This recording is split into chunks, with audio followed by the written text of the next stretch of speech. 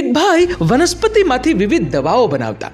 એકવાર એને કેટલીક વનસ્પતિની જરૂર પડી, એટલે બાપ દીકરો બંને એક પહાડી જગ્યાએ વનસ્પતિ શોધવા માટે ગયા. અને એને જે જોઈતી હતી એ વનસ્પતિ તો મળી, પણ એ ઊંડી ખાઈમાં હતી.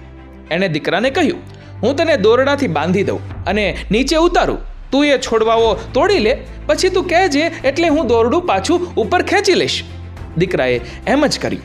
પરંતુ હવે બાપને ચિંતા થવા લાગી. હાય રે, દીકરાને ખાઈમાં તો ઉતાર્યો, રિસ્ક તો લીધું છે, પણ સહી સલામત પાછો આવી જાય તો સારું. આ બાજુ દીકરો ખુશી ખુશી પોતાનું કામ કરી રહ્યો હતો અને કામ પૂરું થતાં જ એણે ઈશારો કર્યો, એટલે બાપે ધીરે ધીરે દોરડું ખેંચ્યું અને દીકરો સહી સલામત પાછો આવી ગયો. દીકરાના ચહેરા પર ખુશી હતી, એટલે બાપે પૂછ્યું, બેટા, તને ડર ના લાગ્યો?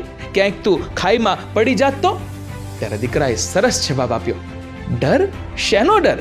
જે દીકરાની ડોર એના બાપના હાથમાં હોય એને ડર શેનો લાગે? મિત્રો, તમારું આ વિડીયો વિશે શું કહેવું છે? કમેન્ટ કરજો, અને વિડીયો ગમ્યો તો લાઈક કરજો અને શેર પણ.